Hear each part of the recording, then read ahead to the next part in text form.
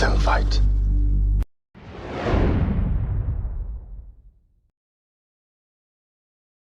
Hey, remember World Entertainment, and let them fight indeed. Oh no, we're not talking about Godzilla or Kong or any kaijus. No. We're talking about Kevin Feige and Bob Iger. Yep, because apparently they are clashing over the ideas for the X-Men after Doomsday and Secret Wars. Because apparently Disney themselves, believe it or not, actually want to get back to basics. They want it to be a giant spectacle with a lot of action and all that kind of good stuff. Feige, however, wants to continue down the path that we've been going down for the past 5.5 years now that have just not worked at all. I wonder who's going to win this argument.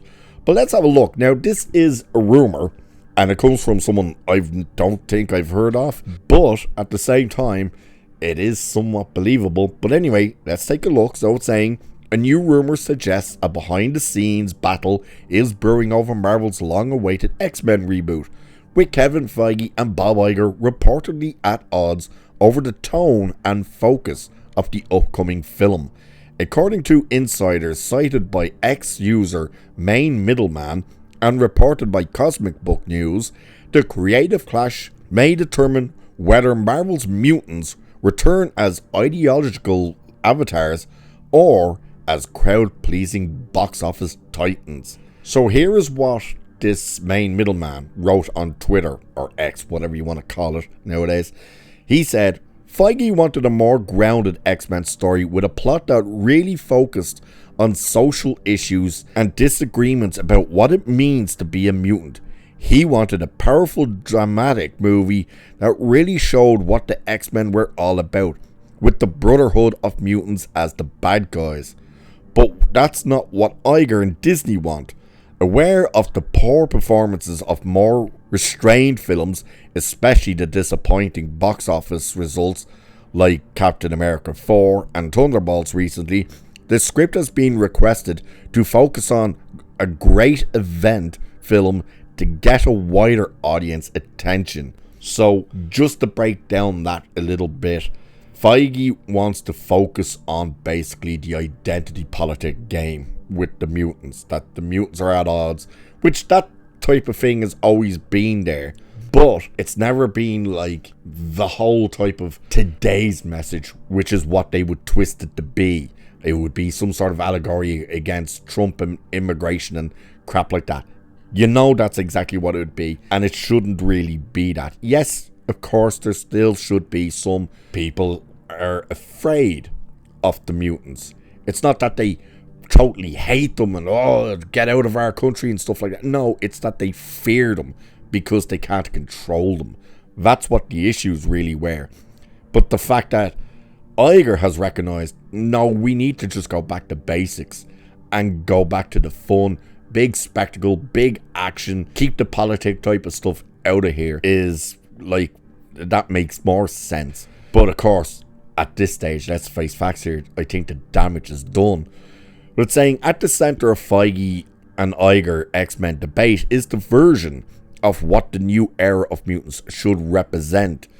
And that's where it's kind of talking about that Feige, he's looking at it to be about mutant identity and prejudice and all that type of stuff, and the rift between the X-Men and the Brotherhood of Mutants. So not even about people going like everyday normal people being in fear and stuff of the mutants. It's the mutants basically going against the mutants. And it says the concept would follow in the footsteps of many recent Marvel offerings that leaned heavily into contemporary political metamorphs and social themes. But Iger, facing mounting pressure from shareholders due to diminished MCU box office returns, appears to be pushing in a different direction.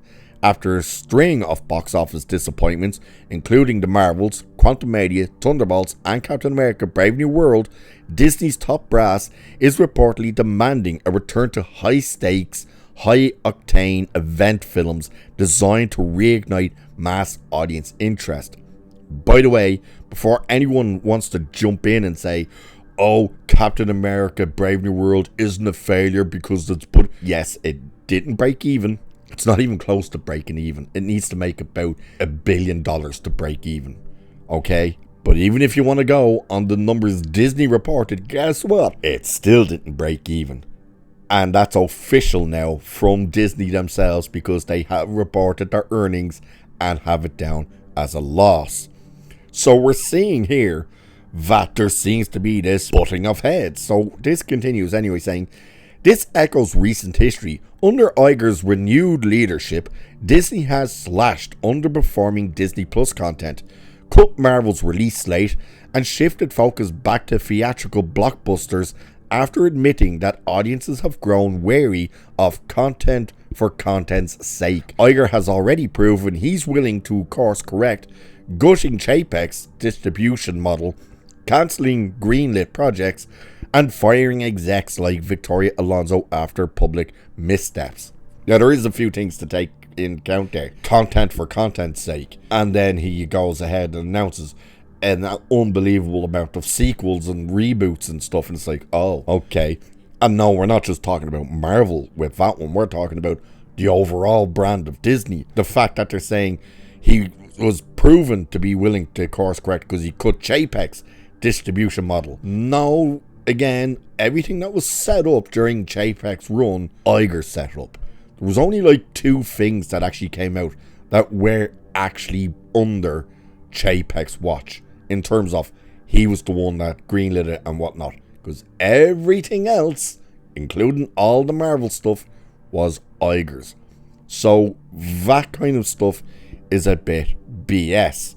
Now, you've probably seen over the last week or so also the rumors going on regarding the casting for X-Men.